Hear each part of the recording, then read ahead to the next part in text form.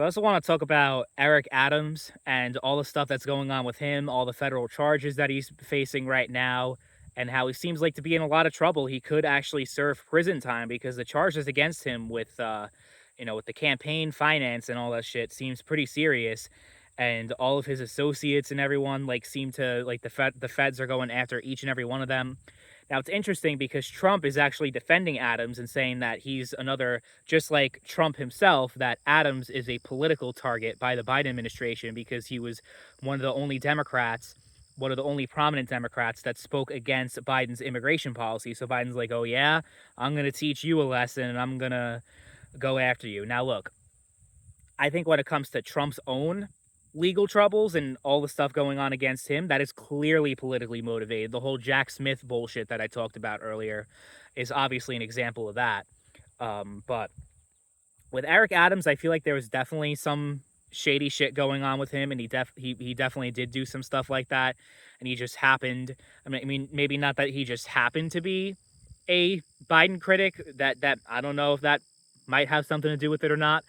But it's interesting because Trump and like Trump supporters have hated Eric Adams, right? Since the beginning, like when he first came into office and all the policies that he implemented. He's, a Democrat. So he's not going to do a lot of things that you'll like.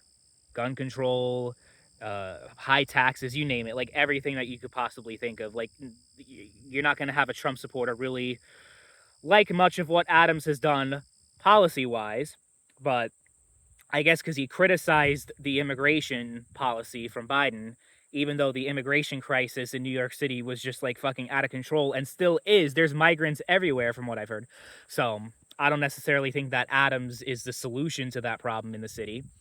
But yeah, now all of a sudden there's a lot of Trump people defending Adams and is like, oh, it's a witch hunt. It's a witch hunt. I mean, again, that there may be some political motivation there. I think it's quite possible. Does that mean that Adams at the same time is just this upstanding guy that is great and everyone should get behind? I don't think so about that. I don't think so either. And also Andrew Cuomo was another one who was, taken down years and years ago, but it wasn't federal charges. It was just those allegations that were brought against him. And he said that he was a political target. Also, Cuomo did. But I'm certainly not going to be talking about how great Cuomo is just because of that. So it's uh it's just a weird situation, right? It's a very, very strange situation here with Adams. I think if Trump wins, it's likely that he pardons him, assuming that he gets convicted. And I think it's very likely that he does get convicted, Eric Adams.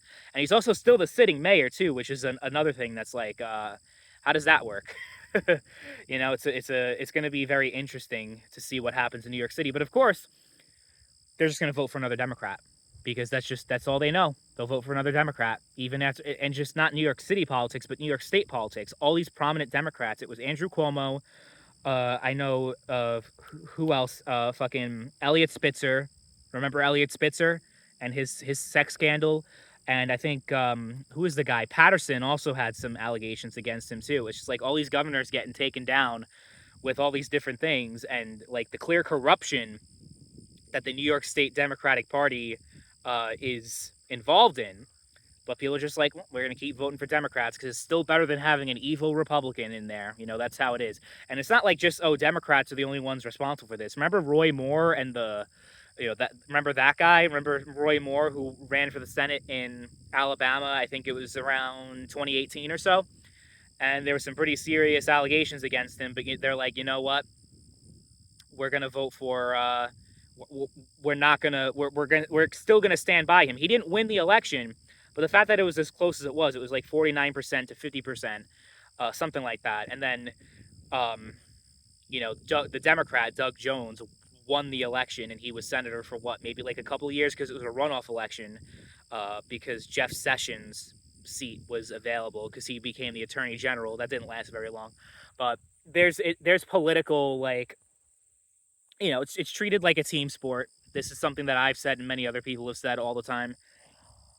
And whatever makes the Democrats look bad, you're going to go for it no matter what. Whatever makes the Republicans look bad, you're going to go for it no matter what. And as long as your team doesn't lose and the other team doesn't win, it's like a zero-sum game. That's what politics is. And it's unfortunate because you can't have an actual, like, legitimate dialogue here. It's just people parroting the same talking points over and over and over again nonstop. So there's no nuance in any of these discussions, like the fact that, okay, maybe Biden didn't appreciate Eric Adams speaking out against him. Does that mean that Eric Adams is like this fucking saintly character who's just amazing? I don't think so. So I don't know.